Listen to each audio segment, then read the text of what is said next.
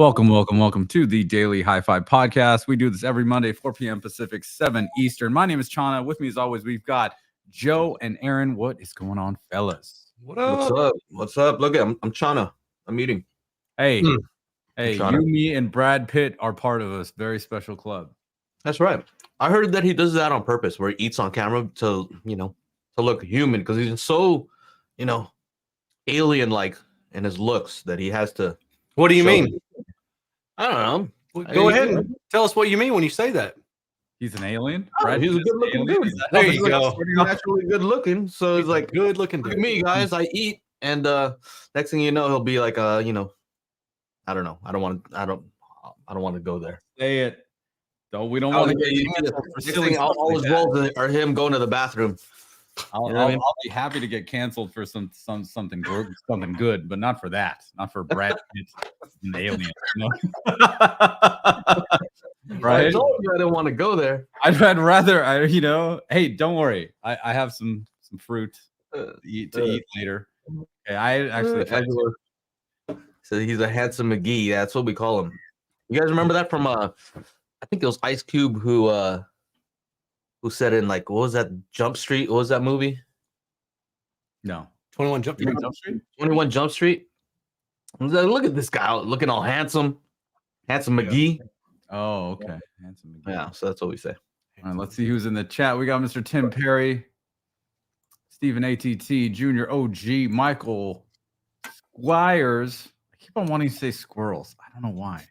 I do not know why. I said that before, too. Doug, what's going on? Rich P in the house. C-Big, what's going on? Chuck, Angela's in the house, of course. No, nothing. What's going on, buddy? Guys must have taken a few extra magic beans starting the show about handsome guys. Steven says it's actually time to eat, so we'll see you next time, Steven, or on the replay. Yep. Oh, it's been how was your weekend? Oh, man. How about you? Yeah, why don't we start with you? Peace out. No, How was my weekend? My weekend was good. I took my daughter to a Christmas festival thing with some of her friends, and then she had a birthday party on Sunday that she went to, and it was busy but good. And then today, let's just say my stomach hasn't been feeling well, so I didn't go to work today.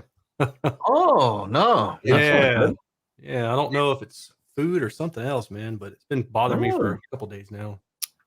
Dang. Yeah. Well, that's not good, that man. Sucks to not feel good. Yeah, hopefully it passes soon. No pun intended. I was about to say. Where are you? Passes. It's been a rough 24 hours. I know that. Well, if you have to go, you gotta do what you gotta do. We understand. Again, no pun intended. You did it twice. You know what I'm saying, Brad? Did the Brad Pitt thing. Brad Pitt. Yeah, there you go. There it is. Mr. Pitt, Mr. P-I-T-T. How about you, Chana? What have you been up to? Well, I was at your house yesterday, so it's not like this is a secret. Today's been, answering a bunch of comments about magic beans, about speaker on a stick. How'd you come up with that title? And Well, I mean, essentially, Aaron, you haven't seen my video, have you? No, I haven't looked. This is the first time I've sat down all day. No, it's okay, Aaron. I understand. You don't watch my videos. It's cool. I watch your videos. You don't watch mine. It's all good. So, cut you up. Thumbnail, dude, that you have to. It's too good for you to not just All right, I'll bring it up. Hold on, I got to get into my drop. All right. So, Chana has a new video out. Mm-hmm. Is this really called Speaker on a Stick? Yeah, it's basically how I made my little stick contraption for the what do you call it? For the stick. Yeah. Here we go. JPEG. Here it is. Open. You know what I realized, Chana? You're funnier in person. When there's no latency, like there's latency when you're doing this sort of stuff, but your timing is hilarious. I was watching that video that we were making. Oh yeah. Oh, it's funny. There it is. Here's the thumbnail. There you go. There. What's that? Speaker on a, it's called my speaker Lord. on a stick. Do you know what that is in reference to, like that hat and everything, Aaron? I'm just wondering if it's just I don't know. West I was Coast going to ask. What's the It's hat? called hot dog on a stick. There's a place called Hot Dog on a Stick, and they Okay. gotta wear these like silly hats. Hot dog on a stick, Oh, right? Lord. And Look, the hat. My I know God. somebody who worked there. yeah, I've never heard of that. Yeah, she's actually I know somebody who worked there that is now like a stylist. She styled Bruno Mars, you know what I mean? She does that sort of thing. So she's like all fashionable, but that she had to wear this uniform when she worked there. everybody had to wear this uniform. It's just kind of and they gotta like maybe that's why she's into fashion now. mix all this stuff, and then they gotta wear. Oh yeah, you had to do the Yeah, they gotta do all this ridiculous stuff in this silly outfit, right? So look like they're churning butter or something like that. yeah, I've been churning butter all day. Ew. Yeah. I kept on saying hot dog on a stick, and Joe was like, dude, get the hat. So Get the hat. Remy's cracking up over the thumbnail. yeah. And then all of a sudden, Joe was over on one side of his garage. I was on this other side, and I was kind of working on the thumbnail. And then I got up to walk around. Gracie and Remy's daughters happen to be in there. Gracie sits down, and she's like, speaker on a stick. What's that? And so I'm like, oh, there's the title and thumbnail. that's what it was. I went with it. You just got to get a 7 or what's she 7, right? Just got to get a 7-year-old to come up with the titles. And so then it was Joe's genius idea to put the stick on there. Dugan, what did he say? Watching the ladies make lemonade was 12. Yeah, because they're like, oh yeah, it's not right. Yeah, it's not right. Yeah. So essentially, Aaron, Joe, I've been using these microphone stands for like my speakers. Yeah. And instead of using those old speakers to just lift it up, give me that 2-foot lift, Joe found a 2-foot like extension pole. So now it's just a stick all by itself, all the way to where the height channel should be, or So it's a little bit more fancy. Yeah, it's not as like good hot garbage looking. It's just seals. And I got to put it right behind, and since it's just the base, like a 12-inch round base, I could put it right behind the main speaker, and so you just see the main speaker, and then you see this pole go up. Oh, it's got an idea. What if you just like those LED strips that everybody's getting, right? Just get like if you put it up there and then kind of made it like, oh yeah, they're just lamps. Oh, there's just lamps. Oh, just put it on the front. They're during the day or during the night. Nothing to see here. It's just an LED. Don't look any higher than here. Speaker floating on an LED stick. Oh man. Well, but that's kind of cool about what you can possibly do with that. I can foresee some future videos answering some questions that so many people have been asking and debating. Now we can just put the speakers anywhere in the room, above, overhead. We can hit 90-degree on that ball head. Like this is open up a whole can of worms. Because there's theory. Oh, this is where it should be. Dolby says it needs to be here. Okay, let's test it out. We have binaural headphones, binaural microphones. Yep, we can play back the system and see how it sounds. We can place them anywhere we want. Yeah, and we happen to have a spatial audio calibration toolkit that'll let you know where the audio is supposed to go based on the Dolby's own renderer. So this is very exciting stuff. I think what the coolest part was that comment that I got today. Where did it go? Guy said something about, hey, it's good to see a normal guy on here finally. Ribbon wireless. Well, I don't know if I'd say normal. Okay. You knew that was coming, man. Yeah, this is true. Yeah. I still love you. Yeah, sure. You're my favorite booty call. I don't know what to say to that. This is wrong. Here it is. We're gonna cure you, right, Aaron? Like just our whole vibe. You're gonna say, man, I feel better. You feel better in this. Guaranteed. Yeah. Here it is. Thanks for being a regular guy, not normal guy. Regular guy that is into home audio. Great seeing all the stuff I will never have just in case I hit the lottery. That's for all the things you were talking about, Aaron, the things that Fred was talking about, right? But for a large majority of people, the stick speaker is good to go. You know? It very well could be. So your current system, Sean, is making everybody feel great about their systems. Oh yeah. So, you know, they're like, they look at their system like, I'm all right. I think I'm doing okay. Yeah. Yeah. You know, that's not bagging on your system. You know, it's just like, I think the progression of seeing like, hey, you know, it doesn't have to start with the craziest of the crazy. You know what I mean? Yeah. Start off with 2 free speakers from Joe and a crappy AVR. I looked out on the AVR though. Let's be real. I was able to grab the AVR when I was at home. Or my old home. S series, you mean? I almost was kind of up for the challenge. I'm like, what can we do with this S series? That thing, man, it's rough, dude. For those of you using a Denon S series AVR, I feel for you. I mean, even the menu, it looks like it's some 8-bit related nonsense. I was like, what is this? I was like, oh, it's like I'm traveling back in time. You know, it is a little bit rough. 9 days. I'm actually I'm excited because not only is it going to remove some of this extra old ass speaker clutter. There's a subwoofer here that just doesn't work that I was using as a elevation, as a height adder, as somebody said on Facebook. And now I can get rid of that stuff and put in an actual rack for the other equipment that companies are going to start sending over. Well, they've already arrived, but the nice stuff, huh? I know what you got over there.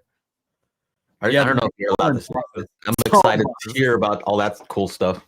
Yeah. I know people are some of you that are, you know, Zapiti owners want to know about this new Revolution player. So the Revolution player has arrived. I have an external hard drive that's like a 20 terabyte. I wasn't able to retrieve my NAS. He's cold over there. Look at him. It's Winchester in Alabama. Ooh. And he's a cool thumbnail. There's a thumbnail. Thumbnail that was gonna hit. You should have got that one. My bad. If you would have done that, do that face and then insert a speaker. Would have been a hit for sure. He'll just grab one. What is that? Is that a speaker or subwoofer? Ew. Let's not do that again. Let's not do that again, please. For the love of God. What was the face? Yeah. See, look, that dude. There you go. I shouldn't do that. This is actually a good speaker. Well, hold on. I don't know if it's a good speaker yet. I haven't even heard it. I don't know why I'm saying that. But the bigger brother is a good speaker. Oh, so man. It could be a good speaker. E-Dizzle shake. The new dad. All the kids are doing it. E-Dizzle. Yeah, so it's exciting. And then with these new speaker sticks, there is no way for me to put the high channels behind the bed, especially if I had to have like a 12-inch cube thing to lift up the other.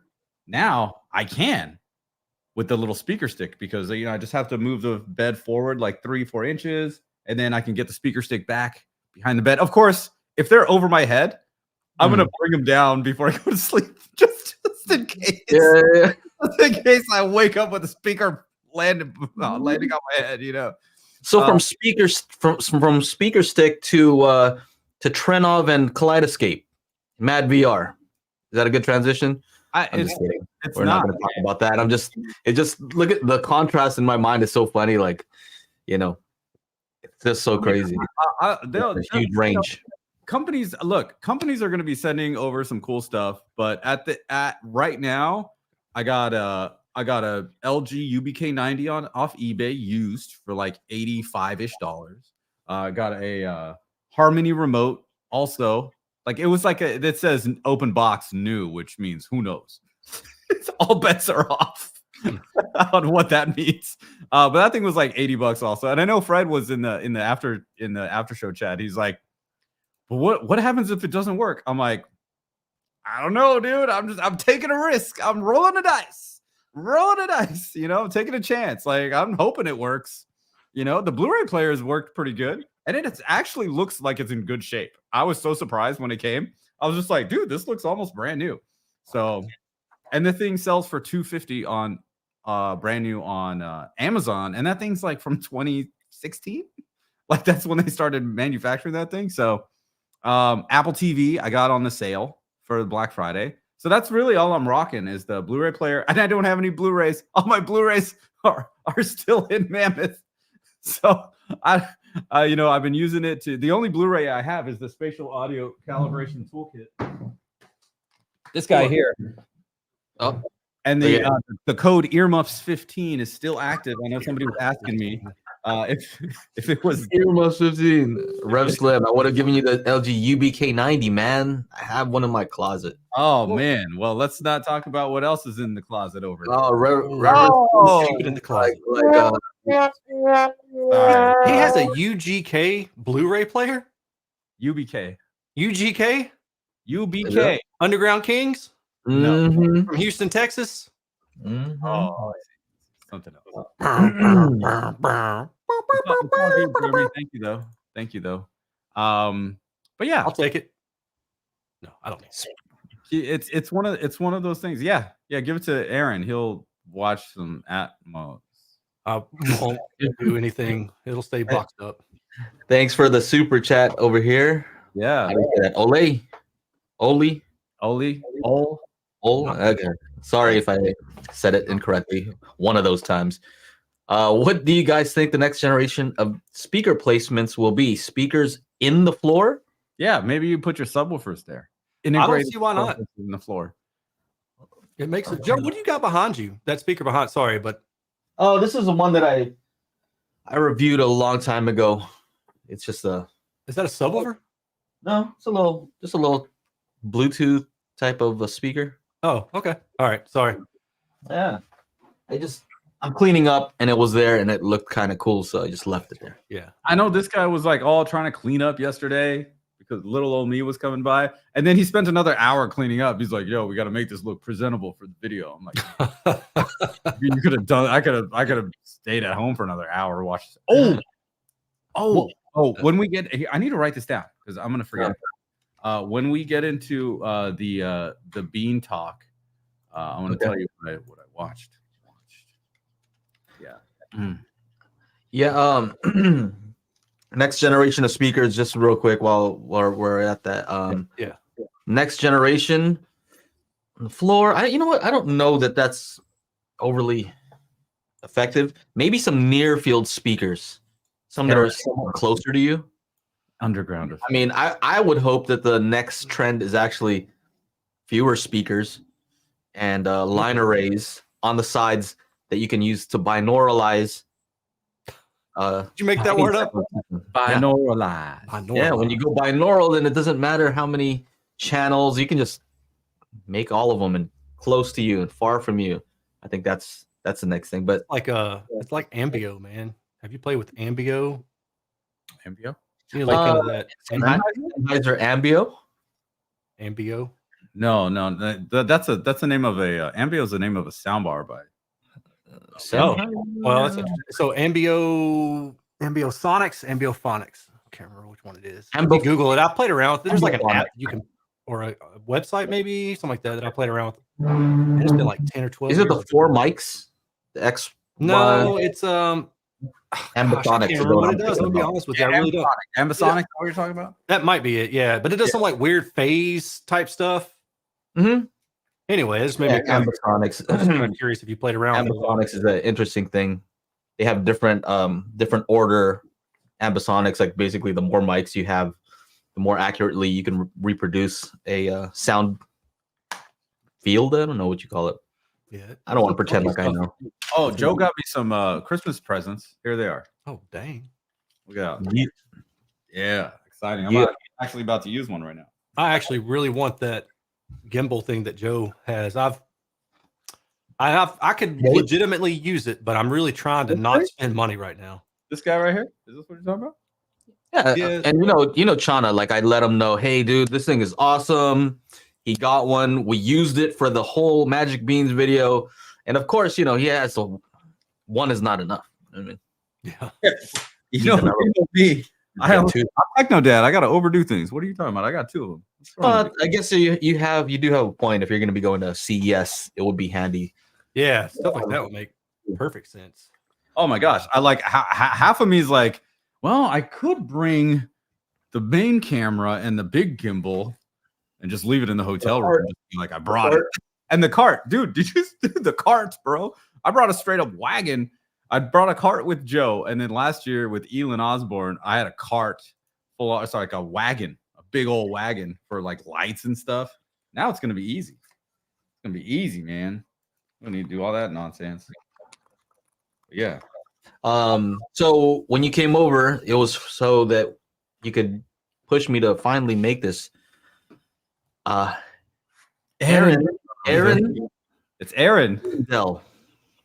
We asked ChatGPT how to pronounce it, and she said it was Aaron Dell. Aaron Dell. Oh, dude, that part is hilarious, by the way. Aaron. Oh, the video? Aaron. She said Aaron like air, and I forgot how she said it. And then Dell like Dell computer. That's how you're supposed to say it. Supposedly. It could be wrong. That's how ChatGPT told you to say it? Yeah. Dell computer? Mm-hmm. Yeah. Air. I guess they're still around. I was going to say, is Dell even around? But yeah, I guess they are. Yeah. Oh, yeah, dude, totally, bro. Turns out somebody in the chat works for Dell and they're mad and they just like go scorched earth on the whole channel now. These guys don't know what they're talking about. They don't even know about Dell. Gosh. Idiots. So yeah, finally, I just need to edit the video. We reviewed the, I still have a hard time saying it, Arendelle. Yeah. 1723 tower speaker.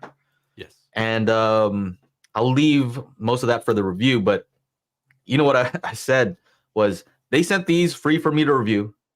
I can say whatever I want, but this guy here, they didn't send him anything. He can definitely say whatever he wants. Oh yeah. So that was kind of a cool tag team because he can just go crazy. Mm-hmm. Yeah. Chana's going to go like holding me back. If they think that that's really what's holding me back, it's definitely not. Mm-hmm. No. Chana's going to go the other direction and just like trash them because they didn't send him speakers. Yeah. Like, suck. Like Joe's going to be like, we'll play good cop, bad cop with the review. I should totally do that. You know what? I do notice that though. If you've ever watched like camera reviews, you see that some people are a little bit salty that they didn't get one. Mm-hmm. You ever notice that? Oh, it's like the opposite. This guy is hilarious. He's like, they didn't send one to me. I asked the guy, and he said this and that, and this and that, and I still had to buy one.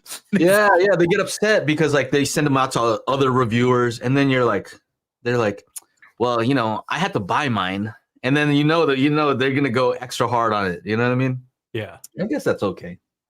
There's room for it all. I actually just did that with a pair of the Kef LS60.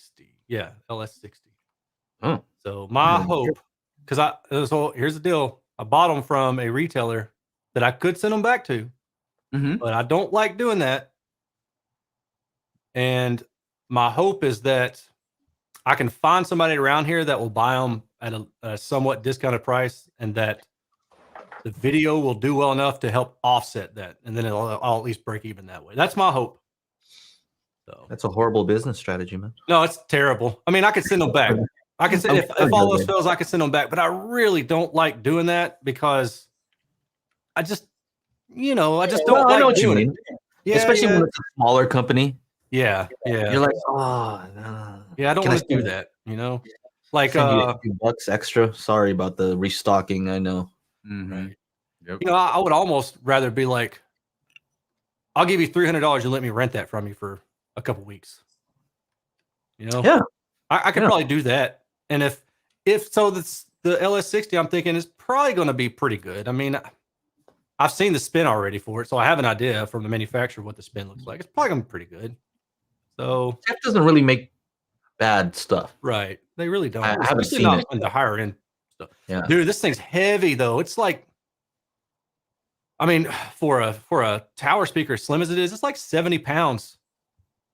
I don't know. The base of it must weigh a whole lot. It's got a separate plinth it comes attached to the speaker, and I could detach it if I wanted to, but it keeps it steady on the stand, so I'm going to keep it on there. But that bass has got to weigh a lot, or those speakers are made from some kind of like encased aluminum or something, because that speaker is heavy, man. How big is it? I don't even know. I think it's 42 inches tall, and it's pretty narrow. Like, it's no wider than my face, I wouldn't think. Oh, okay. Oh, okay. All right. I see it here. CAF LS60 wireless. The total shipping weight was 170 pounds, I think. Is it? Yeah, that's it. What do they say about the weight? 130. Oh, I'm sorry, 139 pounds for the $2. Damn. Yeah, that's on sale too. It's like the blade, but without the blade shape. Yep, it's like a miniature blade, I guess. Which color would you get right here if it were you? White. White. I've got that carbon. That blue. Those are the ones I ordered because I thought if I somehow get stuck with these for a while, I at least want to be able to look at them. Okay. Hey, is there any chance that you might keep them? I doubt it. And the only reason I say that is because I'm trying to save every penny I can right now because you guys know I'm getting a house. So ooh, I know this is for the house. I know, man. They look the part though, and they look the part. So we'll see how they sound and then see how they measure. But I've never reviewed a CAF speaker. I've reviewed their sub. I'm really surprised. Yeah, I don't know. I begged and begged to get that LS60 wireless speaker for me to review. And I've got, a pretty decent relationship with them. But every time I asked, it was basically just like, how most companies they allot a couple for review samples and then the rest they sell, they send them to their dealers. So they said, we don't have any more, like the review samples that we had set aside, we don't have those available anymore. So I just thought, what the heck? This is a different color. Yeah, so I just saw your video where you're talking about active speakers versus passive speakers. Yeah. So these are active. Yeah. But you said you prefer to be able to choose your your amp. Would this be an exception? I think so. Or yeah. If I were staying in this rental house I'm in right now, I'd have no problem buying those and keeping them for myself, right? But with the market being what it is, and I have no idea what the mortgage rates are going to do over the next couple of months. Hopefully they keep going down, but I don't know. I am doing my best not to spend any extra money right now. All right. Yeah. Well, but I'm excited about them. Yeah, those are definitely cool. Did you buy those? I did. That's what I'm saying. I bought them. And I'm okay if I lose a little bit of money because my hope, this is my master plan. And his dreams. Even my girlfriend told me this is pretty stupid. But my master plan is that, okay, number one, I can send them back if I want to. I don't want to try to do that. So what I'm hoping will happen is that they'll be good. They'll measure well. Objectively, everything will look well. So it won't be any bias. And then I'll say, hey, they're on sale right now. If you're interested, here's an affiliate link. And like 2 or 3 people will go and buy them. And then that'll offset my cost. And I can sell them locally for like a good deal. Not the entire cost. Okay, I was about to say. No. Not if I can get it down to where I can sell them locally and take like maybe a $500 or a $700 hit, then I think like combined with enough affiliates and stuff like that I could break even and I'm okay. Then I don't have to send it back. Okay, that's what it's the dumbest decision ever, but I'm trying not to send them back. Okay, I like that idea. Yeah, no. Go fund me for yeah, just Aaron needs new speakers. I don't need to do that. Yeah, you could just cry on there. Yeah, I don't need to do that. No. I don't need to. I'm just telling you all the tricks. I appreciate it though. I could do maybe I'll try to cry on one for you. You should do it, man. I'll just watch like Up. I'll watch that part of the Up. Oh, just the beginning of it? Yeah, the beginning, yeah. The beginning, Ooh, look at that. Be like something in the eye. Ooh, I watched 2 movies over the weekend. Because what else am I doing? Like, so I need a TV in my bathroom. Anyway, one of them was that what's that one just came out with Julia Roberts on Netflix, Ethan Hawke, Kevin Bacon's in it. Those are about the world. I would watch that if I knew what movie it was. Gosh, I like those Who? Jennifer Love? Who? Hey. Who was it? Hey. No, she's not in I like it. chick flicks. I don't Julia care what Roberts. anybody says. I mean, Let me dude, I'm I don't down. care. Hey, I'm down watching a good rom-com if it's, I don't care. No. It's Leave the World Behind. It is not a rom-com. And it's got Idris Elba. I don't know how you pronounce it. Idris. Oh, okay. Idris. Yeah. Love that dude. That You know, dude's it's awesome. weird because those first three that you mentioned that's what, like, kind of what they did, no? Yeah. You're not too far off from that. It's a good movie. I liked it, but I don't want to say too much without giving it away. But just the ending is like, oh, okay. All right. Okay. Yeah. Cool. All right. Then the other one was that everything, everywhere, all the time, or every time, or something. Oh, like that Asian lady's like yeah, the thing with the eye thing. that's joke. on. Great. Yeah. You We're racist. canceled again by all Asian people. Thanks a lot, man. Gosh. Look, and it wasn't the white guy this time. I know it was the pseudo Asian guy. What did I say? What did I say? Said that Asian lady. The Asian lady with the eyes. You know, the eyes are kind of like the eye. Literally, you Somebody didn't know. guys like that could be anyone. What are we talking about right now? Anyway, I watched that movie. I think it just came up on Amazon Prime for free. Oh You yeah, guys, probably. it's That lady's pretty awesome, good, by the way. man. But I will tell you That's that Michelle. I teared up a few times at the end because it's about like a mother and her daughter. That's it's got that in it too, and then the father and the wife, or the husband and the wife. You know, their relationship. And I was like, it's got onions around here. Damn onions. Yeah.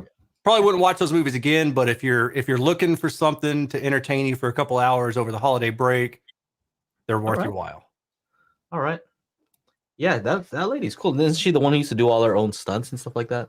I don't know. Yeah. Michelle Yeoh. Yeah. Yeah, I That's right, think so, because she was in Crouching Tiger, Hidden Dragon. Uh-huh.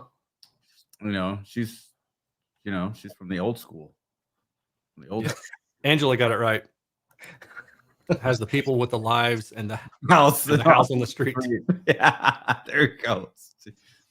That's awesome. It could be anyone. It could be anyone, everywhere, all at once. Back to the chef thing, just real quick, as I'm looking at this Lotus edition, it seems like, does anybody else get the message that like you could just make speakers look cool by offering different color options? Yeah. I don't understand. Those gray This is ones a are cool. great. They probably only sell black and white, but Green it's one. still good. It's cool that they do it. Those do look pretty cool. I'm I liking do this think those are pretty Lotus. Ooh, dude. Hold up. You should review these right here. The in the car. Oh, that's wild looking. Mm-hmm. Wild looking. What is that? Klipsch did that McLaren Yeah. speaker. Yeah. Which I don't know if it did that well or not, but I know that they made it. Mm. Oh, I watched Candy Cane Lane. You should watch that with your kids. Okay. Yeah. It It was a cute movie. I watched Dead Reckoning Part 1. Oh, I did too. I'd watched that last weekend, but I had to split it. Well, okay. I need to spill the beans now. uh-oh. How come you guys have time to watch movies though? Are they magical beans? The heck? I've been sick, dude. What else am I going to do? Oh yeah, I guess. I haven't watched movies. I'm not working on an app, but All right. So what's up? left and right. But since Joe came over on Wednesday of last week, I was like, oh, we did the Magic Beans. He did the Magic Beans calibration. I'm sure you guys saw the video. I released it on Saturday, which I normally don't do, but hey, thanks for watching, guys. Appreciate it. Anyway, I was like, okay, what can I watch? I don't have any Blu-rays here other than the Spatial Toolkit, so like 4K Blu-rays and Atmos. So I'm like, well, I can't watch any Blu-rays. And then one of my hard drives wasn't working, so I'm just relegated to streaming and all that kind of stuff. But I do have Vudu, and I did purchase what do you call it on there?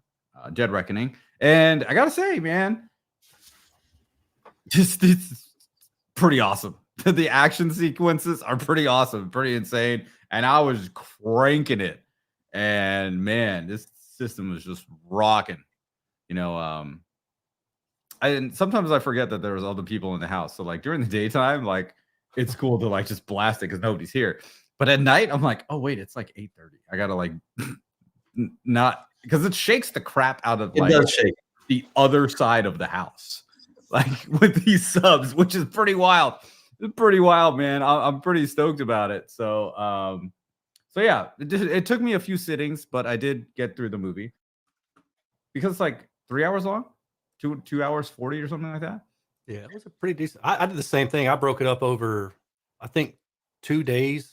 You know, that's what I was saying. I think it was last week when I was saying that I wouldn't recommend doing that because it was hard for me to like get right back into it when I broke it up because I didn't pick good spots to break it up at. Oh, I kind of did. Like once the whole big action sequence happened, then and then he was like sitting there thinking, I'm like, oh, this is a good spot. Yeah. And then I just took a picture of it. I was just get out of here. Good way to know. Yeah. That's funny. But that, and then I watched a couple episodes of Fall of the House of Usher on Netflix because the Atmos, the like storm and the Atmos is great. And it'll be like total dynamic jump. People are talking quietly and all of a sudden, blah, blah, blah, blah, blah, and I'll be like, whoa. That was way too creepy for me, man. Yeah. I'm not feeling that. Joe doesn't. Who thinks it makes me like, who thinks about this stuff? Like, why would you think about that? Why would you even imagine that? They got a lot of free time, dude. They're not making apps, bro. Oh, yeah, app. And speaking of which, I went to bed at like 11 a.m. Angela's like, you got to sleep. You have a show today. I'm like, okay, yeah, that's true. Forgot about that. So 11 a.m. to 3. Yeah. Spent all morning just answering questions because I posted a video that I actually filmed some it was a while back, like in August from my event, where they were just like, hey, can you talk about Magic Beans for a little bit? And I was like, yeah, that's cool. Why don't we record it? You know what I mean? So I just handed Scott my phone. Scotty.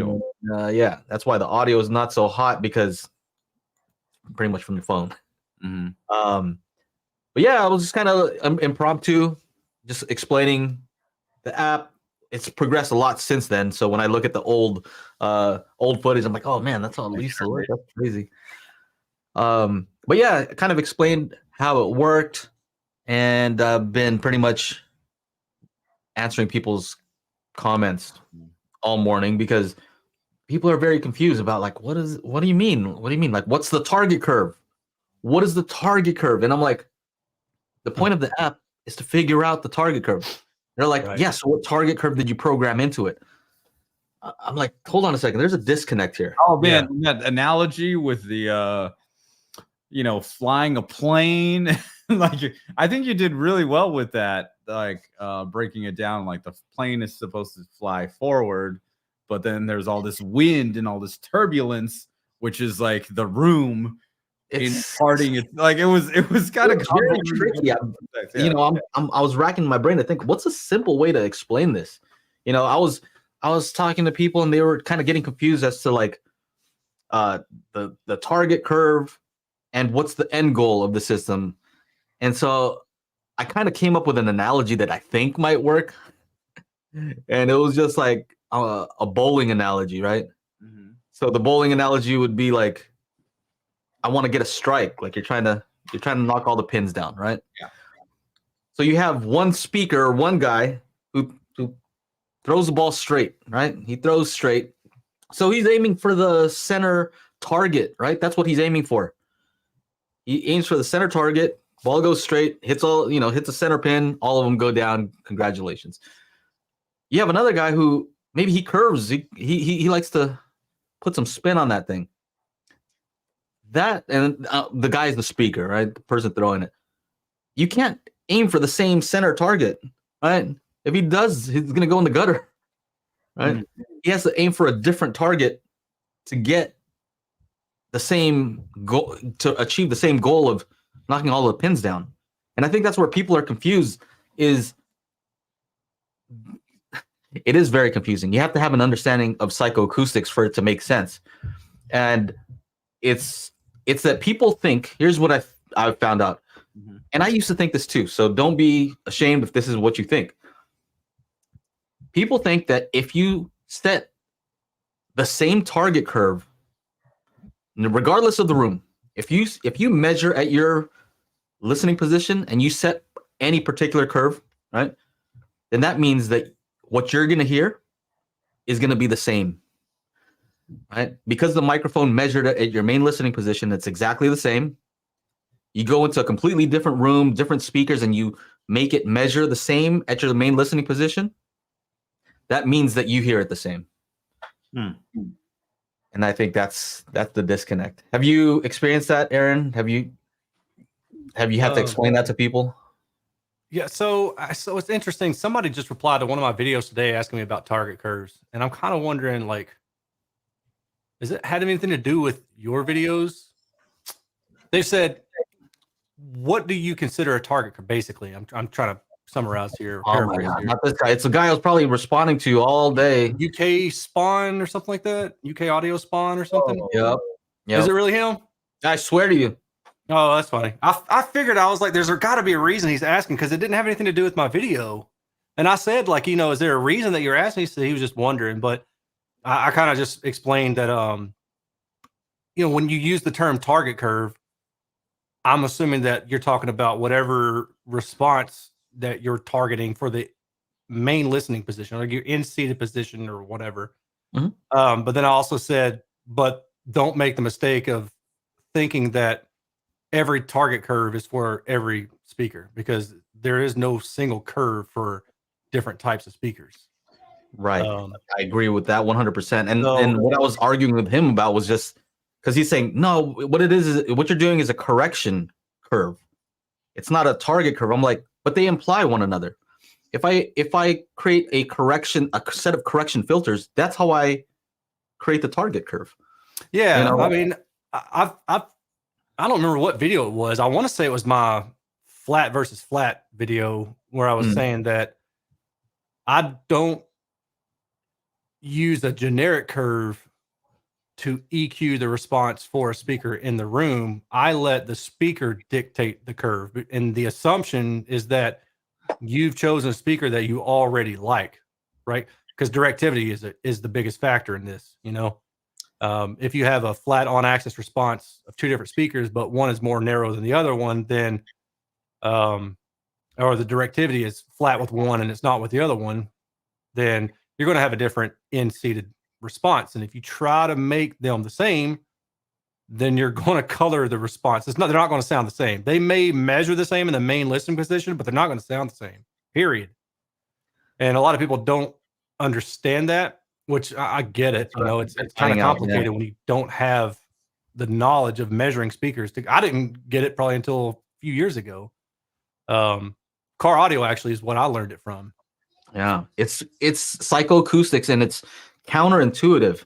And so if you take two speakers and you make them measure the same at your main listening position, they won't sound the same, right? Right. But then if you take two speakers, put them in separate rooms, and make them EQ them both to be similar, near field, regardless of what the room does, after you've got a chance to acclimate yourself to the acoustics of the room, those two are going to sound more similar, even though they don't measure similarly. And I think that's where people are getting confused. Yeah, maybe so. Like tonally, two speakers that are accurate are going to sound tonally more similar to you, even if the measurements at the main listening position say otherwise. Yeah. And so that's why what Magic Beans is doing. And I just kind of laid it out there. This is what we're doing, right? I'm not leaving a secret. There's no secret sauce. I'm leaving it out there. So if somebody wants to try to do it with REW, try it with REW, and I have that confidence because I think the app, the reason for the app is it used to take me 6 to 8 hours to do manually in REW, even though I know the process. Yeah, we've done it. And then now with the app, it kind of automates so much of it that it takes 20 minutes now. So to me, the hard work is in creating the app and making it easy to use so people can understand it, things like that. So the secret is not the method, right? Yeah. The secret is not the sauce. Ooh. The secret sauce? Yeah. But yeah. So yeah, basically what it is I'm finding the room transfer function.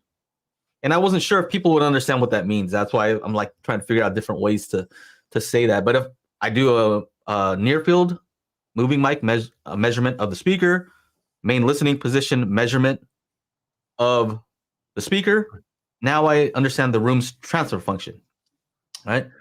And it occurred to me that, for those that don't know, what is the transfer function? Transfer function? What is this? Aaron, would you like to tell us what a transfer function is? Just you're the engineer of the room. You're the rocket scientist. I'm a. Yeah, I mean, I would just say it's frequency or it's whatever the room is doing to the speaker. So if you took, let's say you took a subwoofer outside and measured it in a wide open field where there's no reflection, then you'd have a response, and then you put it into the room, and the room is going to impart its own response. Usually, when I think of transfer function, I don't necessarily think of the individual peaks and the dips and things like that. I mean, that's what it is, but I mainly think about kind of like the trend, right? Like if you put a subwoofer in a corner, you're going to increase the bass by so many dBs per octave. It's going to start increasing upwards. And so that would be the transfer functions, whatever the room is doing to the speaker. Okay. Yeah. So I'll be right back. I got to run and do something. No, no, it's very helpful to have Aaron here because he can explain things as an engineer. I can't. It's helpful. I'm not an engineer either. I'm a tinkerer.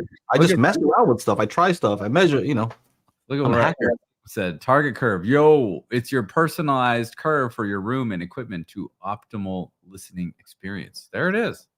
There it is. That's what Magic Beans does. Yeah. Magic Beans. Narrowed down the tagline's audio magic. Experience audio magic.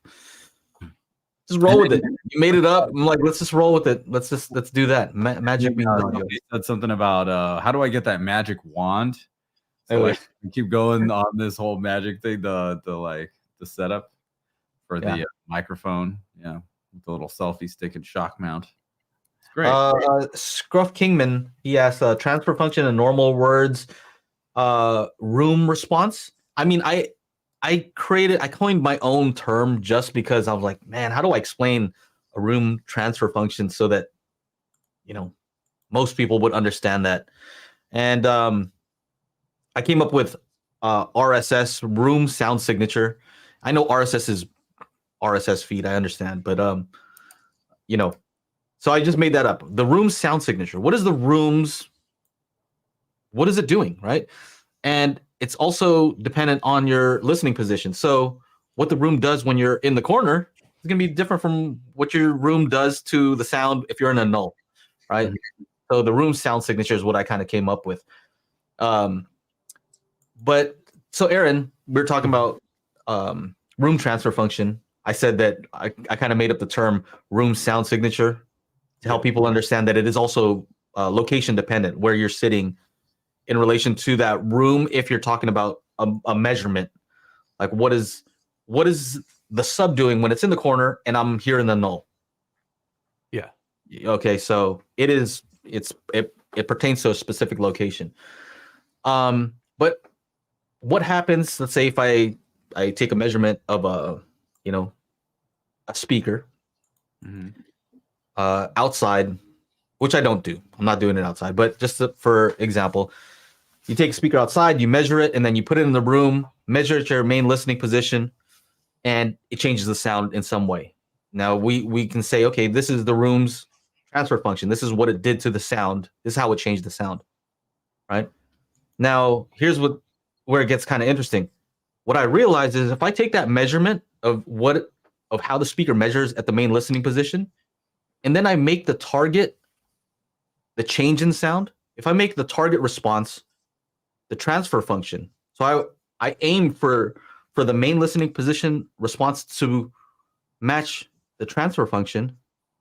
Does this make sense so far, Aaron? Yeah, I mean, it sounds to me, correct me if I'm wrong, but it sounds to me like what you're saying is you let the room dictate. You let the speaker and the room combination dictate what your target is, and then you just smooth it out. There's some smoothing involved, but it's more the fact that I'm taking a main listening position measurement and I am using the delta between the near field and the main listening position measurement. That delta, the curve that it makes, I'm saying it's the room transfer function, right? I take the main listening position measurement and I use the room transfer function as my target.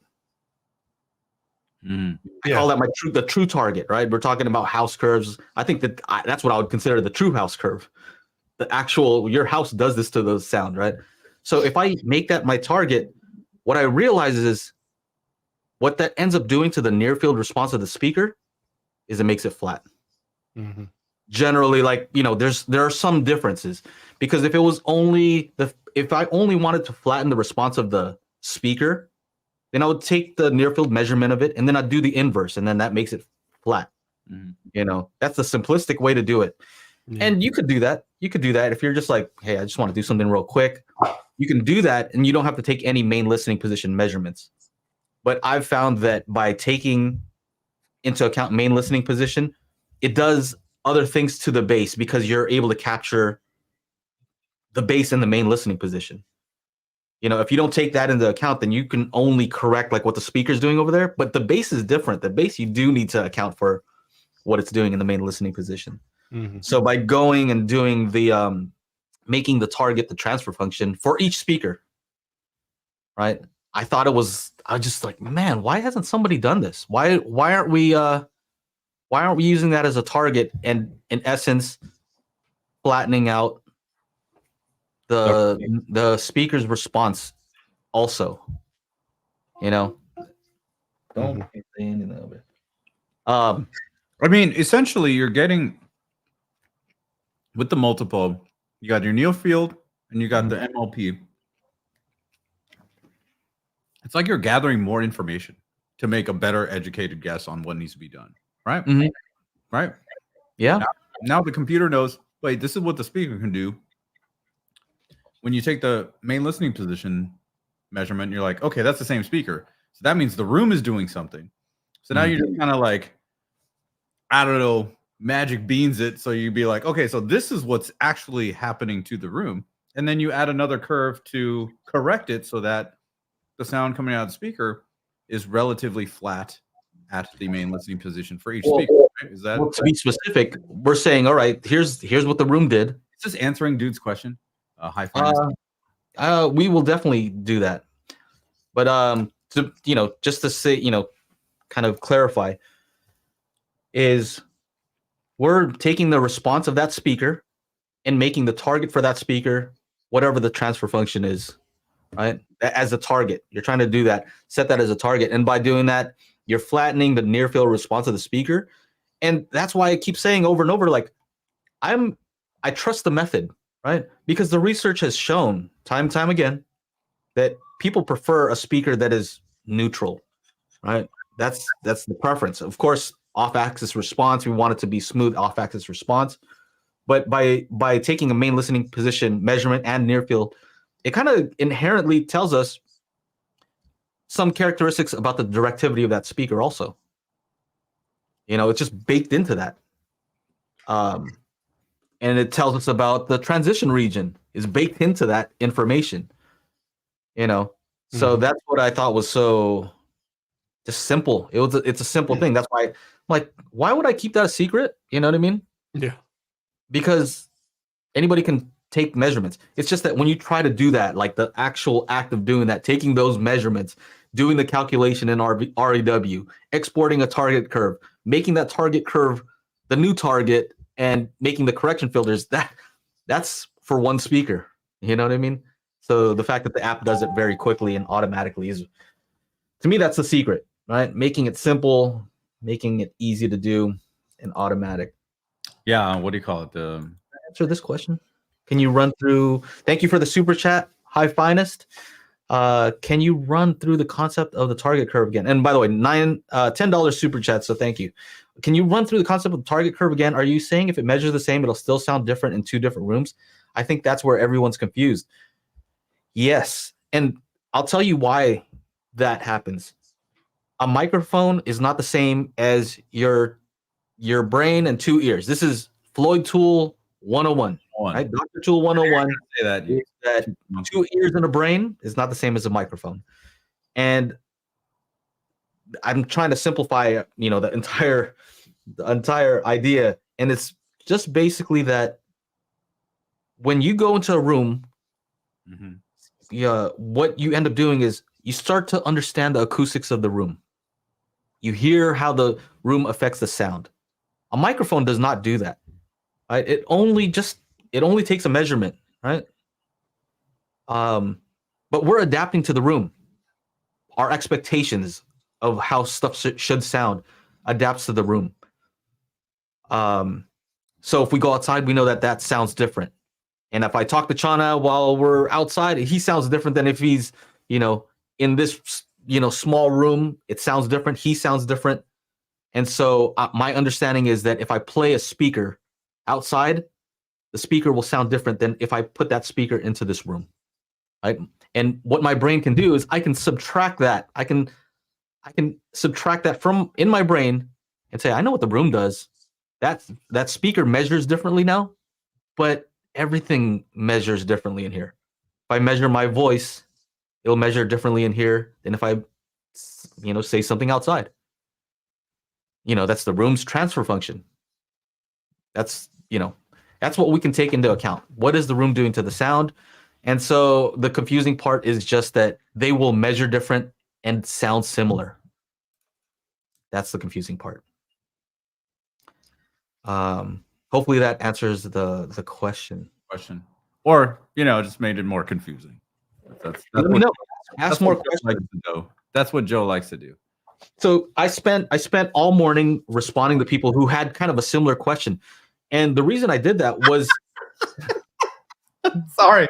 Simplest explanation I heard on this is what your girlfriend or your wife's voice sounds like, but if you measure it, it's going to measure different in two different rooms. Yeah.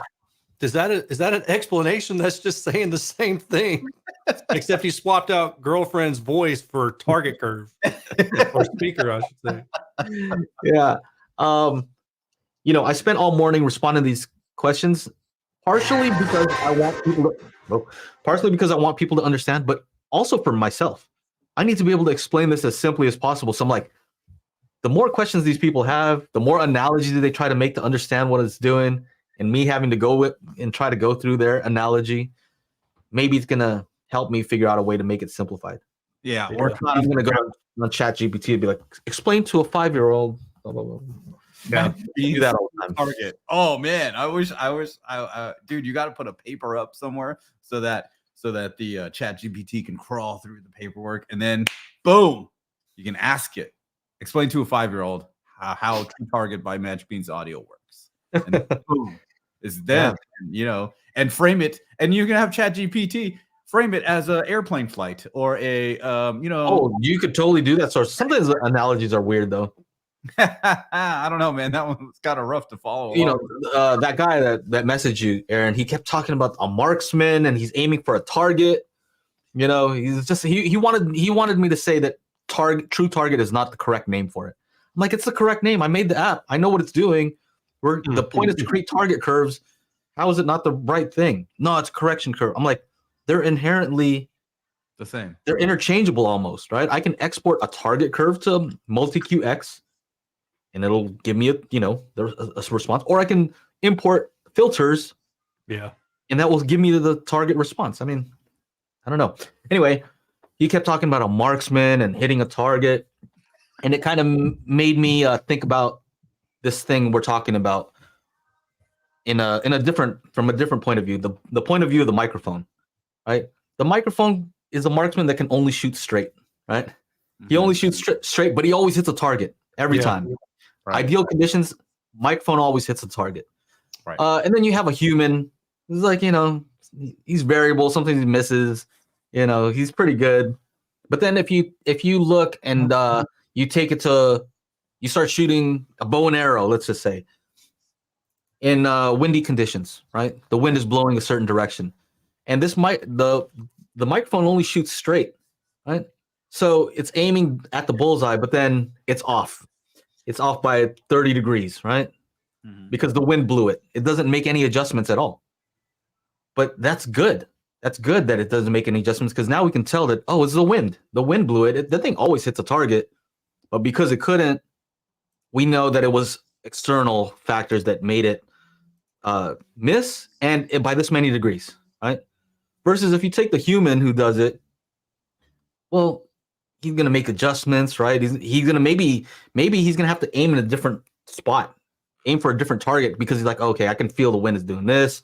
All right, I shot 2 times already, and it missed by this amount, so he'll make adjustments. So I think that is kind of similar to the difference between what a microphone can take. It's going to take the straight measurement, doesn't account for the room, doesn't make any adjustments, versus a human, we're making adjustments, right? So it's good to have both subjective human listening, and then the measurements they're both useful. Anyway, what else we got here? What else we got? Let's move on a little bit here. What? I don't want to move on. Okay. What do you have any questions? No, I'm done. I got nothing, man. I got nothing. I hope everybody is thoroughly confused. Well, yeah. While Joe's rambling was happening, yeah, I did find the optimal place for this light. Now that you gave me this little tripod thing. Oh, okay. Right. First, I had it here, and it was just okay. But then you see the YouTube plaque in the background. So like this, it makes it nice and silver, and it adds this light right here on my face. So otherwise, I'd be like, see, lights up nice and wow, goodness. Oh. So yeah, Rich, what's up, Rich? Rich with the super chat. Thank you for the $4.99 super chat. You want to read that out? Yeah. Celebrate their 5th super chat on live stream. So this is your 5th super chat. Thank you so much, Rich. 100-inch UK8 Arcam 21. I want 13.1 center height, voice of God, and still maximize Atmos. If you're new home theater, what direction you go in? Percentage of movies, shows, using 3D upmix. I don't know. Let's see here. Arcam 21. So what do we got with the Arcam 21? I think I have the Arcam 11. So the Arcam 21 is 7-channel. I'm looking at. Let me bring it up on the screen here with Aaron's favorite site, Freshfield. There we go. Okay. Arcam AVR 21 says it's 7.2, but you want 13. That means there's some sort of preamp, pre-outs, right? What am I doing? Let me just go to the back. To the back. All right. What am I here? So preamp out. We've got front left, front right, surround left, surround right. Yeah, you're gonna need something bigger than this. You want 13. Can I make a recommendation with regards to the 13.1 Oro with the center front height? Oh wait, there's a whole lot here. Okay, I'm wrong. There's a whole lot. There's preamp out for height 1, height 2, and then channel 13, 14, and 15, 16. So yeah, you can totally do this. Anyway, go on, Joe. I'm gonna look at this. I have a 13.1 with the center height and voice of God. I don't know that those are the two that I would go with looking back. I think I would prefer to have top middles, something like that, or surround heights, maybe. I feel like that's a better use if I wanted to do that. Or maybe even if you can, front wides, I think just the extra channels, there's better use for it than the center front height and voice of God, just simply because, I like Oro for its upmixing. When you're upmixing a movie, it's not going to try to upmix too much because it's not trying to make the voice go up there. So dialogue in a movie is mostly coming from the center channel. So it can't upmix that because the content is mostly coming from the center, but it's dialogue. So it doesn't want to put it up. It needs to be almost like native content for it to utilize the front height. And then voice of God, our hearing is horrible up here. So having it up there is almost like, I don't know. I think surround heights or top middles will give you a better experience overall. It'll give you that sense of height up here, but then it's also useful if you have an Atmos track where it can use 6 height speakers. Atmos can't use a voice of God. It doesn't know what to do with that. It doesn't. I would rather, and since now they have changed the Oro 3D, so you can use middle or top middle in ceilings as your voice of God. They just They can support it now, so that's cool. I would go with 6 height channel. You're doing 13. I would do 7 ear level, 6 heights. That's what I would do to get the most. Essentially, what you're doing there is you're having the equivalent amount of height channels for the bed layer minus the center channel, right? So so you've got, so if we take the center channel out of the equation, we've got 2 fronts, 2 mid, and 2 rears. And so on your height layer, you have 2 fronts, 2 mids, 2 rears. So you're just mimicking like Wilfried said, you're getting that second quadraphonic layer of sound, which in our case is actually a 6. What is a quad? 6 is a septuple. I don't know. Quad's 4, right? Quad, yeah. But yeah, that's essentially it. You're getting another layer of sound, mimicking the exact same configuration in your bed layer, and I think that's going to provide the best outcome as far as all of the formats are concerned. DTSX, Dolby Atmos, and Auro 3D. Oh, and IMAX enhanced. Gotta throw that guy in there too. Yep. Yeah, he's saying yep over there. What else? Those arrangements. This is a great info, Joe. You're very welcome, Rich. Thank you again for the super chat. We appreciate it. Let's give a hand for Rich. It did the slow clap on me, and I just think I'm supposed to be doing something, guys. Hello. Here's Rich coming in again. A second half of the question is: when you guys are watching your movies or streaming shows, what percentage of your viewing is in native Atmos versus upmixing? And is your upmixing mostly Auro? I'll jump in real quick. My upmixing is mostly Auro. Depending on what show I'm watching. If it's a show that's like a TV show that doesn't have any kind of Atmos, definitely Auro, right? Any kind of 5.1. Music, I love using the Auro, especially after Magic Beans. The bass kicking. When I go pure direct and go straight to Auro 3D with music after, which incorporates Magic Beans, it is like, holy shit, who let the dogs out of this AVR? Like, that's kind of like, oh man, we're getting old, bro. Dogs out. We're getting old. Like, where did this come from? And then you go back to pure direct. I'm like, this sounds like ass. Like, it doesn't sound like ass. Like, the difference is just, it is night and day. This is day. This is night. There's all kinds in between. You're gonna get into a song here. Yeah. So okay. How about the I'll Be Sure? Yeah. I think about you all. No. Dang it. What was that song? I just had it in my head.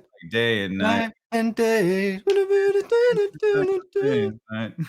Oh my god. How I feel about you night and day. That's it. That's what I was trying to do. Oh, okay. There we go. Hold on.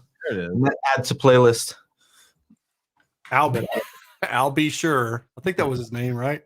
I think so. Yeah. So Joe, how often do you upmix? What percentage would you say you upmix? What percentage do I upmix? Well, here's the thing about Auro 3D is it enhances the bass. I don't know why it does that. Sometimes I don't want it to do that. Like some of my systems are like, stop giving me more bass, dude. My system already has lots of bass, dude. Please don't. I know I need no assistance, right? But on certain music, where they're maybe a little bit bass shy, throw on Auro, and I'm like, it's like hooligan mode. You know what I mean?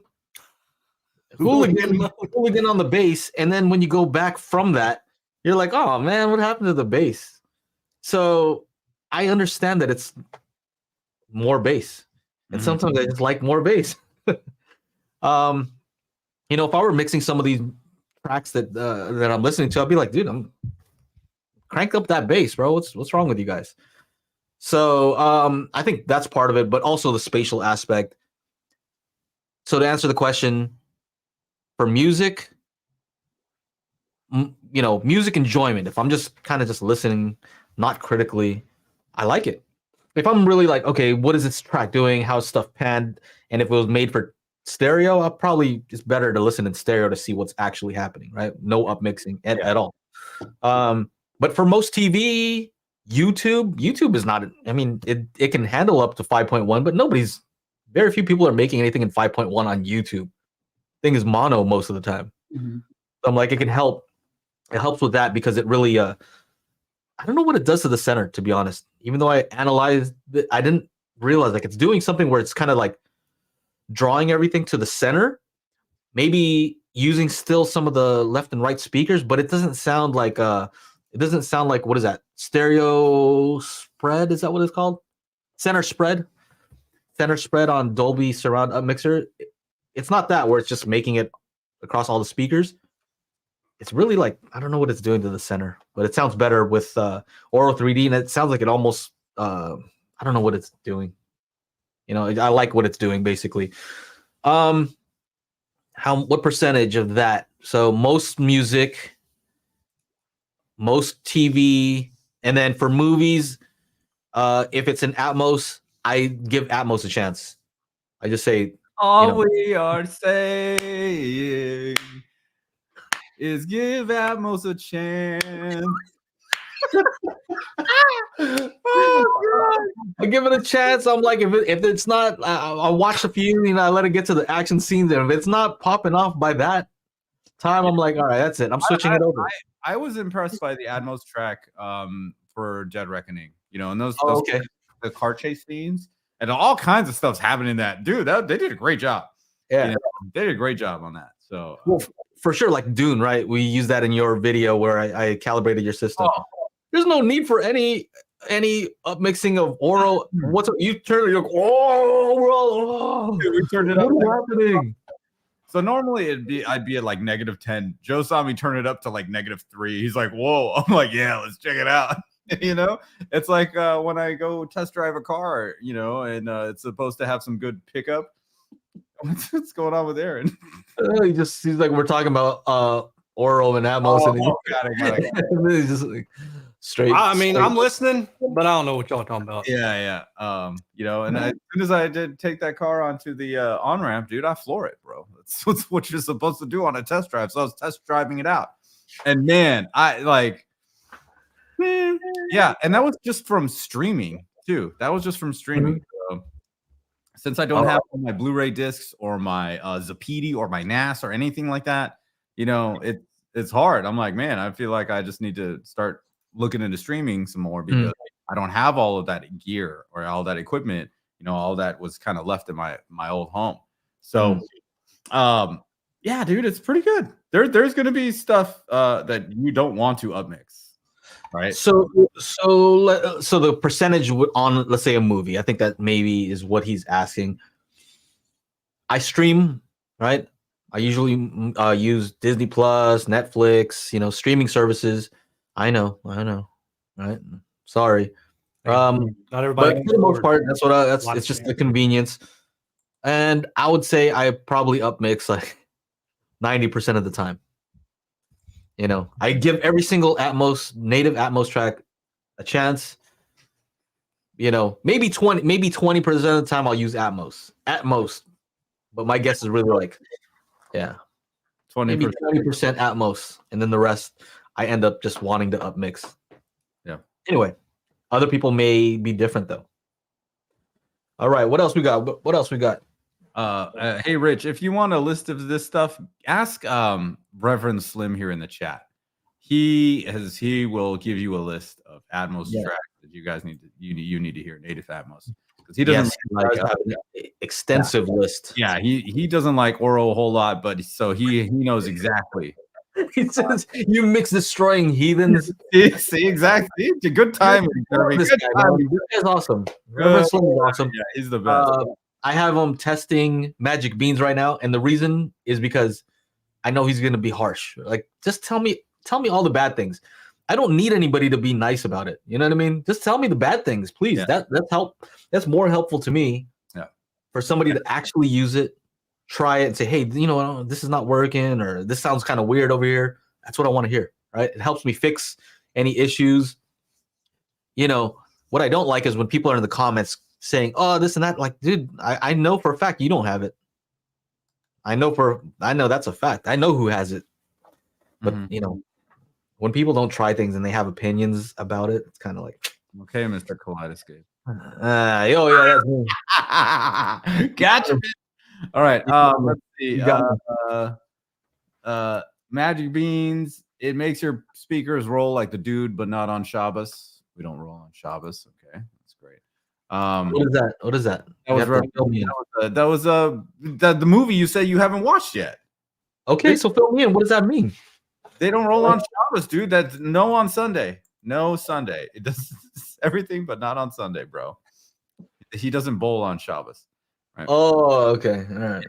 Wendell asked, "Do I need to do anything else with my home theater system besides using those saccatomy? You need to do anything else with your home theater besides use SAC?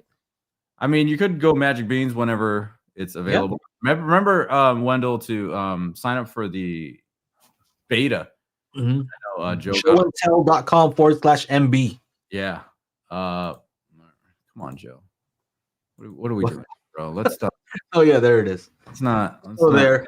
Dude, there's a lot of signups, so yeah, there is. So I may have to make it limited because there's only so much that I can support. As far as like, in this testing phase, I'm expecting for people to have some issues, so I have to be careful to like. Right. Let's What about Aaron? Can Arendelle? Can Arendelle? No, he can't. Arendelle. Yes, you can. You know why? I don't know. What is it I sent you, bro? I know. I will actually be setting that up soon. Well, and look what's on the screen. Well, believe it or not, Magic Beans app export to Anthem ARC. Aaron has the Anthem. Hold on. He's got it. He's like, wait a second. Is this how you guys got me into getting? Oh, now I see. Now I see. Hey, Joe. This plan has been in the works for months. Okay, all right. Joe, this is directed to you. Okay. You know how you tell me, I don't know how I want to word this in the public format, but let's just say that Joe knows his worth and he's not going to work for free. So if I'm doing R&D for you guys for an Anthem unit, I'm just kidding. That's the thing, though. You see, I'm willing to pay. I'm just but then you're gonna have to tell everybody, hey, this is a sponsored by sponsor. Yeah. Hey, see, I'll just tell you, dude, this thing works or it doesn't. I'll just let you know. This is the difference between me and some of these companies. If somebody says that I sponsored their video, to me that's advertising. Like, yeah, please tell people that I sponsored it. Yeah. Don't hide it. And then tell the truth. Tell everybody it sucks. I hear you. I don't care. No, I'll actually so I've got that Macintosh stuff that I reviewed back in April, right?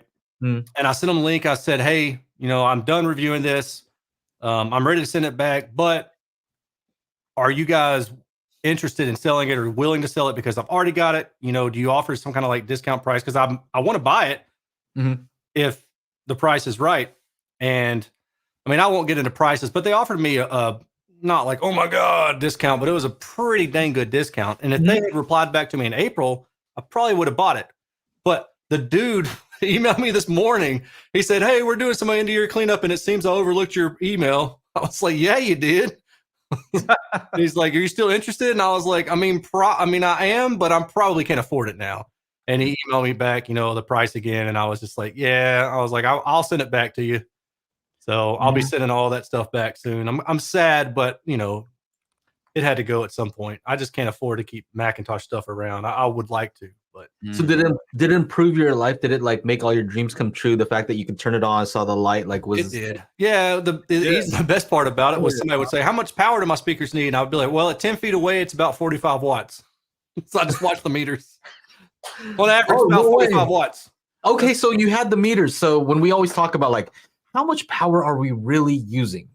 Yeah. Like what's on average? What do you think people are really using? Full range speaker, right? Yeah. I'm not even talking about 80 hertz crossover. I'm talking about like, okay, so what is that number? Yeah, I mean, like bookshelf speakers is usually what I was testing it on. I mean, really, it was typically around like 45 to 50 watts.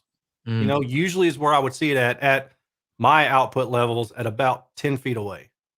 And would smaller speakers actually require more power to get it to the wall? I mean, like you could tell a difference. Yeah, you could tell a difference when the sensitivity was lower, right? Like I could tell that the wattage was a little bit higher versus a higher sensitivity speaker. But the size of the speaker wasn't really ever a factor. It was just mainly just came down to sensitivity or the load. But that's the thing I liked about that amp is it had 3 different, it had 2, 4, and 8 ohm taps. So depending on the impedance of the speaker, you use the correct tap. Right. So, I think more than likely I'm going to wind up buying one of those Purify modules, something like that. what was the loudest when you cranked it? Like you're really like, all right, I'm gonna listen loud. I'm enjoying this. Yeah. What's the highest you really got that thing? I don't know that I ever paid attention, but I feel like 90 was probably 90 like, watts. yeah. Okay, because Chana and I were laughing because we're reading through these Arendal, they have that nice thick manual and showing all the specs on the speakers. Yeah. And I'm looking at the towers, it says wattage, recommended wattage, something like that, or 500 watts RMS. 200? 500 watts RMS is what it says on the towers. I'm like, what? Like, how is that going to sound? That is? Yeah, is that like for that's when I was like, okay, what size room? Maybe that's be like 30 feet away. That's a huge, yeah, that's right. a big room. Yeah, I mean, I'm just curious now. 3,000 cubic feet is what it's THX Ultra, so it's rated for 3,000 cubic feet. 3,000. And I calculated my garage, and it's large. Mine's 3,400 cubic feet. It's loud. It's just, and I'm like, what's the sensitivity on that speaker? Even get close to this. 12 feet away is what it said for. I'm curious now. Away from walls, near a wall is pretty typical. I'm pulling up this website, this calculator. Actually, if you guys want to see it, I'll just try to see if I can. Okay. Because I always like playing around with this website. Oh, okay. So the SPL calculator. Yeah. Throw up here. So if I'm just assuming 85 watt sensitivity, 500 watt. It's actually they claim 92, and I can tell you that's somewhat over there because my previous speakers were the Encore T6 towers, and they're 86, something like that. These are significantly louder if I do a direct swap. And I even my sub was not even close to loud enough. I had to bump that up to even sound decent. So anyway, okay, let's just say 90. Okay. I'm just going to say 90, 12 feet away because that's really far, right? And then number of speakers, 2 in a room, near a wall, calculate. 111 dB at 12 feet. What happens if it was really that 92? Because I find that Arendal speakers are pretty good about their measurement data. 113. So yeah, it's just okay. So not a ton. Not huge. 113 at the listening position. Okay. So I sit 9 feet. I sit about 9 feet. So 116. Yeah, 116. What is that OSHA thing? What does that allow? Oh, that's a good question. OSHA DB SPO. Yeah, do that. Occupational noise exposure. I don't know if I can find it. Hey, am I going to be making another Magic Beans video once it's actually out? Like how to do You're asking me if you're going to make one? I mean, do you want another one? You want me to do another one, once it's out? I mean, I'm going to have to. You know what? I got to do these. If I got more speaker sticks, I got to do another config. Open. But maybe I'll. But I got to do. I don't know. We'll talk about it later. Okay. Wendell, it's for Wendell. He says, "Will it come with instructions? I need to know what I'm doing." So it's pretty easy, Wendell. My dumbass can do it by myself in 20 minutes. Man, I can't. I see the photos on Google Photos and I can't bring them up. Oh, here we go. You should be able to do it. So that was 116. Reverend Slim was asking what happens if you drop it down 200. I don't know. Let's just say we drop it down to 250. That's 3 dB. So that'd be 3 dB. 3 dB. Okay. And then 125 would be another 3. So that'd be, I can't math in my head, 110. Regardless. Pain begins. Pain begins. Police siren. A very loud sound. Danger. Danger. Legal action level. Yeah. Look at that, 90 dB. See, I don't know if this is even everybody get out in the field and put on a hairdryer. Yeah, because I mean, this is also time of exposure too. Like there's some things that says like 30 minutes or longer can be like, can damage, you know. You know, the problem with these things is always that it doesn't specify, or they might in the spec, but on the image it doesn't show the frequency response. Like police siren is like, you know, it's a high pitched sound versus like having 120 with a high pitch and bass and everything. I don't wonder how that's calculated. Yeah, like a firework has a lot of bass in it. Oh, so and higher frequency too. I'll do this for what I was talking about a second ago. Okay, you bringing something up? Yeah. So, 20. you know, most speakers, I would say 86, 85 on average. So I was talking about the Macintosh. If I said 40, let's say 45 watts, Okay. then it's about 99 decibels. Okay. Yeah, and that's actually pretty. I would say that's probably pretty reasonable. You know, so I would say that my guess is probably pretty reasonable. If I double that to where I'm like just doing stupid stuff to see how loud I can get, 103. So I'd say it's about right. It says right here, like a hairdryer, between a hairdryer and a helicopter. Yeah, that's ridiculous.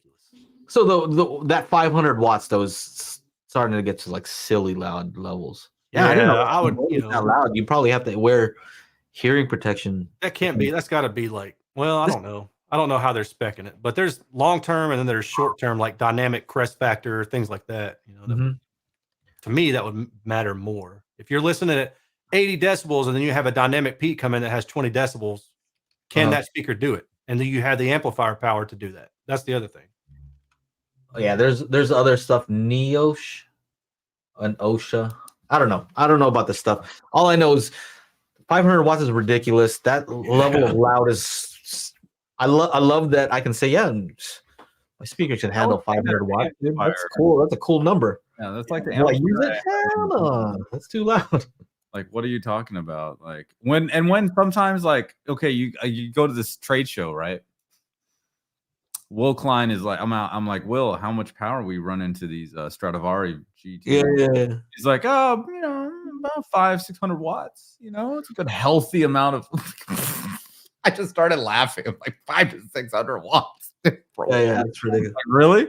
I mean, at least you know when he was doing demos and stuff, he was actually playing some stuff to moved woofers. You know, instead of just all of this stuff.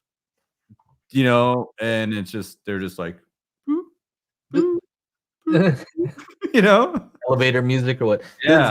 Does the Macintosh respond pretty quickly? Like if there's a dynamic like spike, boom, like does it quickly move like or it is it kind of like an average, like moving slow? Oh no, it's not slow at all. It's pretty. It seems to be. I would say it's really quick. Okay, but yeah, I'm kind of sad I got to send it back. But I knew the time was coming. I knew it was coming. It was great though to have for certain speakers like the Sonus Faber. People were like, well, "What amp are you using with it? You're probably not even using the right amp." I'm like, "Yeah, I'm using the Macintosh MC462. You know, the same one that they show every Sonus Faber speakers playing with. I'm using that one." Yeah. Oh, how about the satisfaction of just like, like, they're sit in the corner. Yeah. I love. That's what I liked about using even the Parasound one. Is like, you can tell in the tone of the comments, like, I mean, like, what kind of amp are you even using? I'm like, I don't know. It's just a Parasound A52 Plus. Like, no comment, no response. They're like, God damn. Nice. And that's why I loved having those amplifiers up in my old home. I was not able to grab them. And they're not easy to grab. Those things will take time to unplug. And, you know, it's a 100-pound amp on that A51. I would have loved to have that here, you know, and even the guys at Miller and Kreisel, when they sent over their THX stuff, they're like, what amp are you running? I'm like, Parasound A51. They're like, oh, perfect. It's a THX Ultra rated amplifier. I'm like, yeah, 400 watts RMS. Let's go. Like, you know, all you need. All you need, 400 watts for every speaker. That's it. Per channel, all channels driven. This is insane. Let's get through some starred ones before we start. Okay. Oh, okay. Joe, Joe, set the speakers to large, but many videos say set them to small. If set to large, doesn't it make the AVR work harder to put out power? Oh, when I say to set them to large, that's because we're doing calibration and we want to be able to get the full range signal through the speakers to measure them. And then later on, we'll set it to small. And that's handy if you have, let's say, some floor standing speakers and maybe you cross them over at 60 hertz or 80 hertz, right? For movies, because you're using your subs. But if you happen to be someone who likes to listen to 2-channel music and you're like, you know what, I just want to hear just the 2 speakers without the subs. Well, if you don't set it to large, then you only have correction up to 60 hertz, let's say, even though the actual towers go down to 30 hertz. Yeah. So you want as much correction as possible. You can always limit it later, but you still want the entire correction. Also, I noticed that if you set it to large, I don't know if this is everybody or if it's like a bug or something like that, but if I set it to large in multi-QX and I run it, in multi-QX, I run it as large and I send it over. If I now change that to small, now it doesn't think like I have the same layout. You mean like in it the turns off Odyssey? In the AVR? Yeah, in the AVR. If I change it from large to small now it seemed like it got confused and it's like, I don't know how to use Odyssey anymore. Like it grades out Odyssey completely just because I changed it from large to small. I'm like, the heck is that? So I always say set it to small. You could toggle it back and forth later, but you have to set it to small right now. Anyway, if anybody else has tried that, let me know if you've experienced the same thing. Mike says a couple of my friends are engineers and understand and agree with how Magic Beans works. Oh, right. Oh, look at that. That's cool.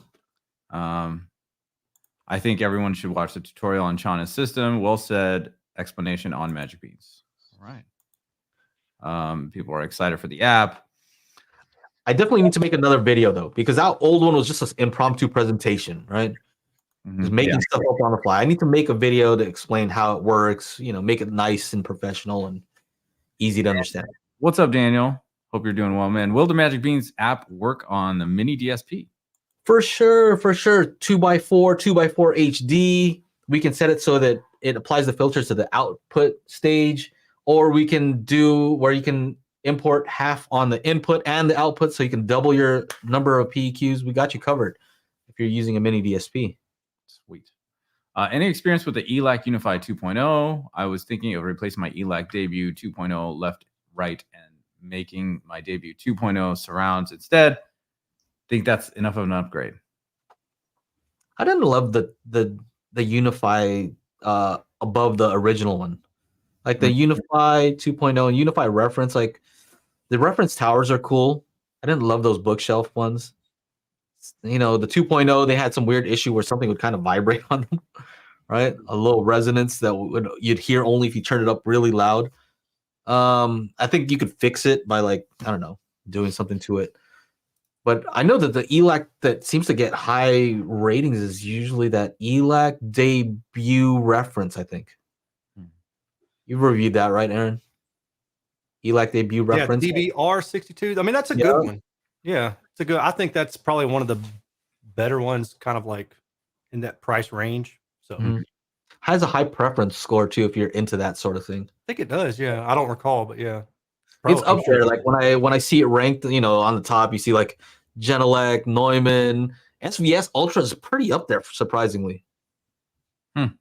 Yeah, I love that speaker, but it's definitely to me that speaker was just too bright in room. Yeah, I don't get why it's so high up there. Like it was bright to me. But that was early on. I reviewed Chana's early on, so I was kind of a noob at this whole review thing. Maybe it's good EQ ability. Maybe I don't. Maybe it's kind of weird. Anyway, what else we got here? Reverend Slim says he has two pair of prime satellites too. So Aaron, when you set that Anthem up, you got 4 height channels right here from Slim. Oh no! Ooh, no! We can get it going, buddy. Okay. Why would Magic Beans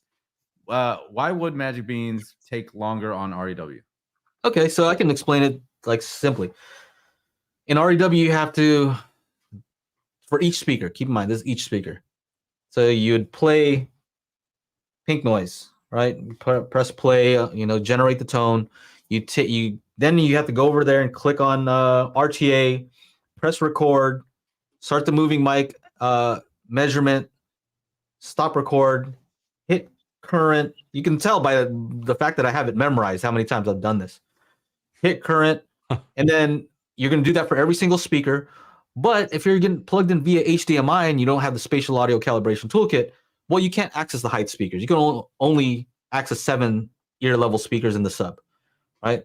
8 channel. So now you're going to have to go and you're going to swap RCA cables if you have a preamp. If not, you're going to have to switch out speaker cables so that you can assign them to channels that you can access. So you're going to do that for, let's say, I don't know, 11 speakers or 12, including sub like 12 speakers, right?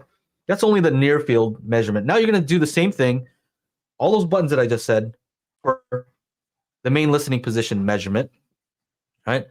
Now you're going to have to go and take the corresponding main listening position measurement and near field, and you're going to have to do trace arithmetic and do a calculation on those, right? So that'll show you the differences between them. Now you're going to take that, you're going to export that as a target curve text. So you're going to export the text as a target curve. Now you're going to go into that speaker and you're going to select that target curve that you just created, and you're going to make that the target curve for the EQ section. And then you're going to have to go in there and create filters, right? Create filters. You got to make sure it's aligned. Otherwise, you align it, and then it'll show you all the filters if you did that properly, right? There's a lot of places you can screw that up, right? So now you have filters, you export, right? So now you export.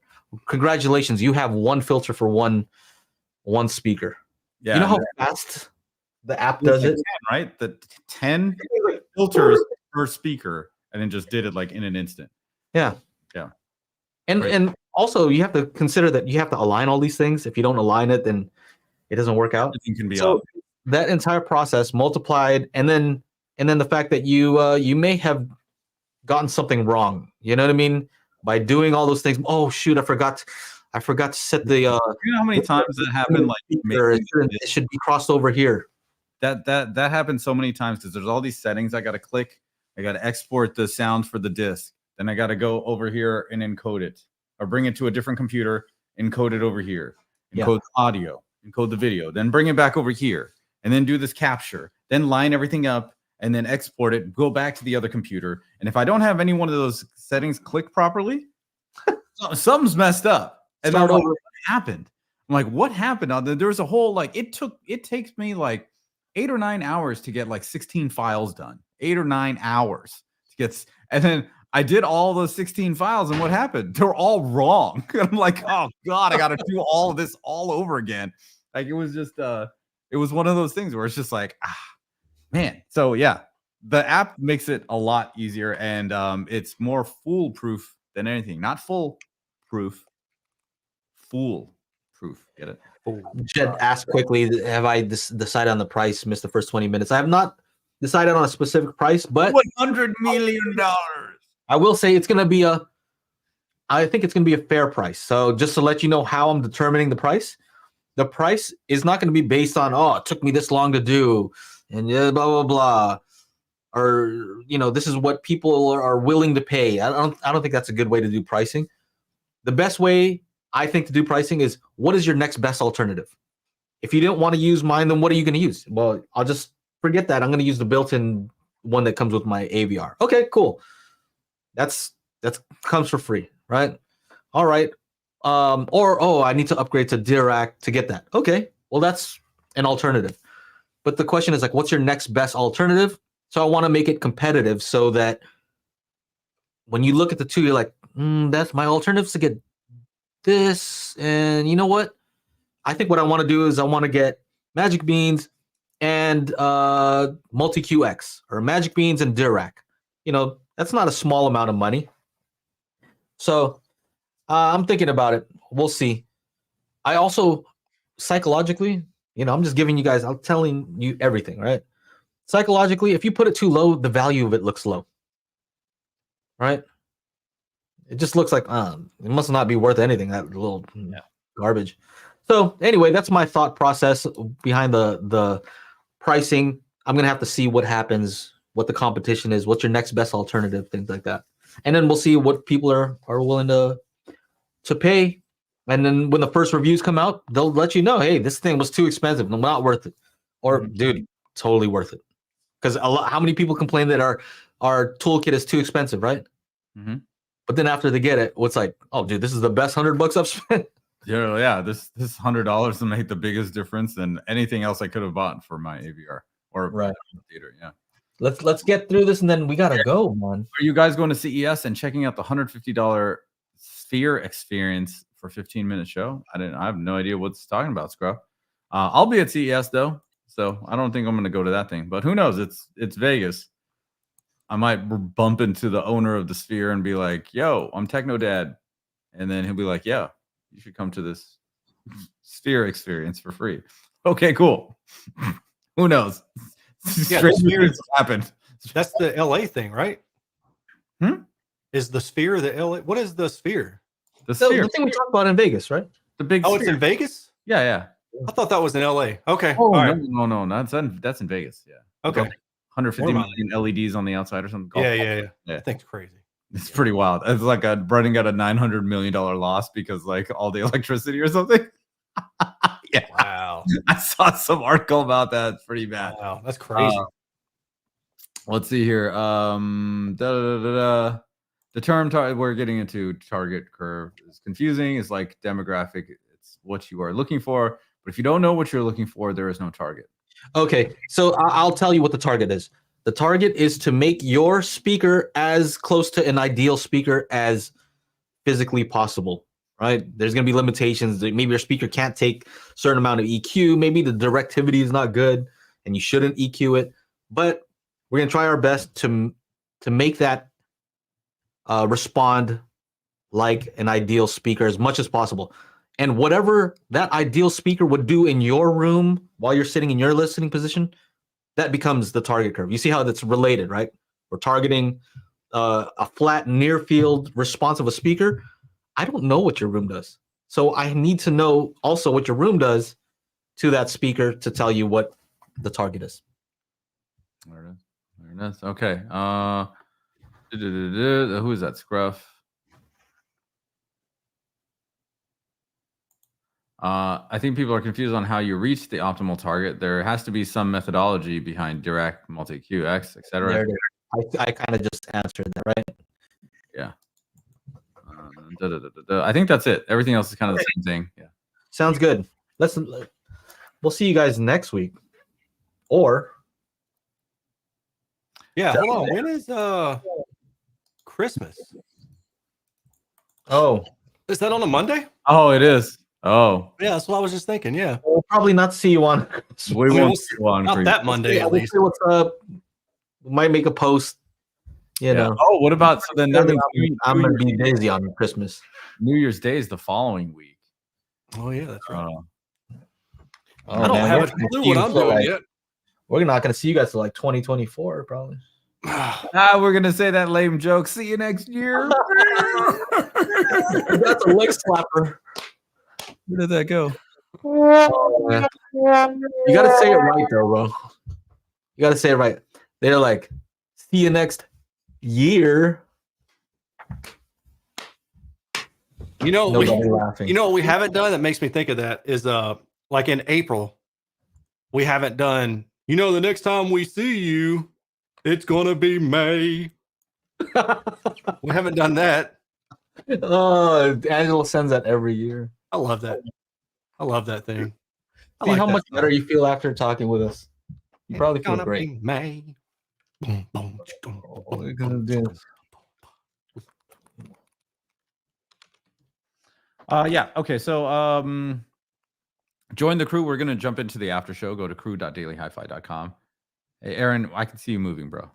Good try though.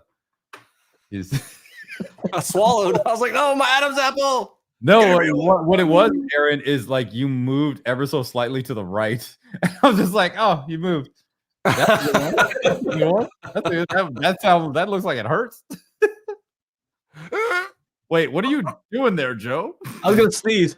Oh, okay, because that looks like you're about to eat a big old Subway sandwich. Yeah, exactly. I'm like, what? Eat a speaker on a stick. A speaker on a stick.